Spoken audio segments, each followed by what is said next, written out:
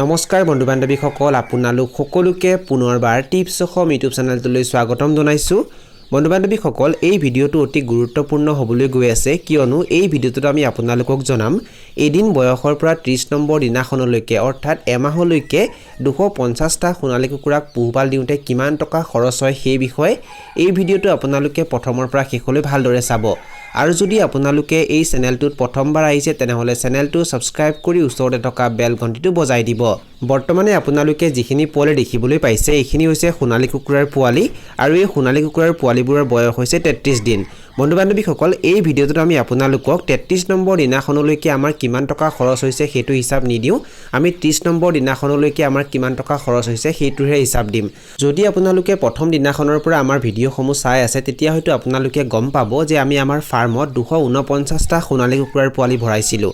11 ডিচেম্বৰ 2023ত আমি আমাৰ ফাৰ্মত 249টা সোণালী কুকুৰাৰ পোৱালি ভৰাইছিলোঁ আৰু 249টা সোণালী কুকুৰাৰ পোৱালিৰ পৰা এতিয়ালৈ 8টা পোৱালিৰ মৃত্যু হৈছে আৰু আমাৰ লগত 241টা সোণালী কুকুৰাৰ পোৱালি আছে। বন্ধু বান্ধৱীসকল আমি যেতিয়া সোণালী কুকুৰাৰ পোৱালি ফাৰ্মত ভৰাইছিলোঁ অৰ্থাৎ 11 ডিচেম্বৰ 2023ত এদিনীয়া এটা সোণালী কুকুৰাৰ পোৱালিৰ মূল্য আছিল 25 টকা। তেনেহলে সেই হিচাপে 249টা সোণালী কুকুৰাৰ পোৱালিৰ মূল্য কিমান হয় 6225 টকা। এই পোৱালিবোৰক আমি প্ৰথম অৱস্থাত মানে প্ৰথম 10 নম্বৰ দিনাখনলৈকে প্ৰি ষ্টাৰ্টাৰ দানা খাবলৈ দিছিলোঁ আৰু 10 কেজি প্ৰি ষ্টাৰ্টাৰ দানা আমি 550 টকাত ক্ৰয় কৰিছোঁ, মানে প্ৰতি কেজি প্ৰি ষ্টাৰ্টাৰ দানা আমি 55 টকাকৈ ক্ৰয় কৰিছিলোঁ আৰু সেই হিচাপে 10 কেজি প্ৰি ষ্টাৰ্টাৰ দানাৰ দাম সেইখিনি সময়ত হৈছিল 550 টকা। আৰু এই পোৱালিবোৰে এতিয়ালৈ মানে এমাহলৈকে সৰ্বমুঠ 130 কেজি দানা খালে, 10 কেজি প্ৰি ষ্টাৰ্টাৰ দানা খালে আৰু 120 কেজি ষ্টাৰ্টাৰ দানা খালে। এই পোৱালিবোৰক আমি এতিয়া লোকেল কুকুৰাৰ কাৰণে যেটো ষ্টাৰ্টাৰ দানা আহে সেইটো খাবলৈ দি আছোঁ আৰু প্ৰতি কেজি ষ্টাৰ্টাৰ দানা আমি 38 টকাকৈ ক্ৰয় কৰিছোঁ। তেনেহলে সেই হিচাপে 120 কেজি ষ্টাৰ্টাৰ দানাৰ দাম কিমান হয় 4560 টকা। 4560 টকা যোগ 550 টকা কিমান হয় 5110 টকা। মানে এই পোৱালিবোৰে এমাহলৈকে কিমান টকাৰ দানা খালে 5160 টকাৰ। বন্ধু বান্ধৱীসকল এই পোৱালিবোৰক আমি এতিয়ালৈ দুটা ভেকচিন দিলোঁ। 7 দিন বয়সত ইহঁতক আমি F1 ভেকচিন দিছিলোঁ, তাৰ পাছত 14 দিন বয়সত ইহঁতক আমি IBD ভেকচিন দিছিলোঁ আৰু ইয়াৰ উপৰিও ইহঁতক আমি ভিটামিনো খাবলৈ দিছোঁ আৰু লগতে ইহঁতক আমি প্ৰথম অৱস্থাত এন্টিবায়োটিকো খাবলৈ দিছোঁ আৰু দুটা ভেকচিন ক্ৰয় কৰোঁতে আমাৰ খৰচ হৈছিল 253 টকা আৰু ইহঁতক আমি প্ৰায় 200 মান টকাৰ ভিটামিনো খুৱাইছোঁ আৰু লগতে 90 টকাৰ এন্টিবায়োটিকো ইহঁতৰ কাৰণে আমি ক্ৰয় কৰিছিলোঁ। আৰু ঔষধ আৰু এই ভেকচিনসমূহ ক্ৰয় কৰোঁতে আমাৰ কিমান টকা খৰচ হৈছে সৰ্বমুঠ 543 টকা।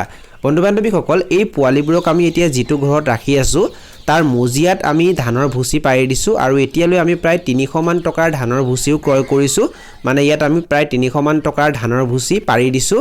আৰু ইয়াৰ উপৰিও প্ৰথম অৱস্থাত এই পোৱালিবোৰক যেতিয়া আমি ব্ৰুডিং কৰি আছিলোঁ তেতিয়া প্ৰথম অৱস্থাত আমি ধানৰ ভুচিৰ ওপৰত বাতৰি কাকত পাৰি দিছিলোঁ আৰু বাতৰি কাকত ক্ৰয় কৰোঁতে আমাৰ খৰচ হৈছিল 200 টকা আৰু যাতায়াতৰ খৰচ হৈছিল 1000 টকা। এতিয়া সৰ্বমুঠ কৰোঁ কিমান হয় 249টা সোণালী পোৱালিৰ মূল্য হয় 6225 টকা। 130 কেজি দানাৰ দাম হয় 5110 টকা। ভেকচিন ভিটামিন আৰু এন্টিবায়োটিক ক্ৰয় কৰোঁতে খৰচ হয় 543 টকা আৰু ধানৰ ভুচি ক্ৰয় কৰোঁতে খৰচ হয় 300 টকা আৰু বাতৰি কাকত ক্ৰয় কৰোঁতে খৰচ হয় 200 টকা আৰু যাতায়াতৰ খৰচ হয় 1000 টকা। সৰ্বমুঠ কিমান হয় 12835 টকা। মানে 249টা সোণালী কুকুৰাৰ পোৱালি আমি ক্ৰয় কৰিছিলোঁ আৰু তাৰ পৰা এতিয়ালৈ 8টা পোৱালিৰ মৃত্যু হৈছে আৰু এই পোৱালিবোৰক এমাহলৈকে পোহপাল দিওঁতে আমাৰ সৰ্বমুঠ খৰচ অৰ্থাৎ ইনভেষ্টমেণ্ট কিমান হৈছে 12835 টকা। বন্ধু বান্ধৱীসকল যদি আপোনালোকে 250টা সোণালী কুকুৰাক পোহপাল দিয়াৰ কথা চিন্তা চৰ্চা কৰি আছে তেতিয়া হয়তো আপোনালোকে এই ভিডিঅ'টোৰ জৰিয়তে এটা কথা গম পালে যে 250টা সোণালী কুকুৰাৰ পোৱালিক এমাহলৈকে পোহপাল দিওঁতে কিমান টকাৰ প্ৰয়োজন হ'ব পাৰে। বন্ধু বান্ধৱীসকল এইখিনি আছিল কিছু তথ্য আমি আপোনালোকক জনালোঁ আৰু যদি আপোনালোকে ভিডিঅ'টো চাই ভাল পালে আৰু ভিডিঅ'টোৰ জৰিয়তে কিবা এটা শিকিব পাৰিছোঁ বুলি ভাবে তেনেহলে অনুগ্ৰহ কৰি ভিডিঅ'টো লাইক কৰি দিব আৰু যিমান পাৰে ভিডিঅ'টো নিজৰ বন্ধুবৰ্গৰ মাজত আৰু পৰিয়ালবৰ্গৰ মাজত শ্বেয়াৰ কৰি দিব। এই ভিডিঅ'টো এইখিনিতে সামৰণি মাৰিছোঁ। ধন্যবাদ।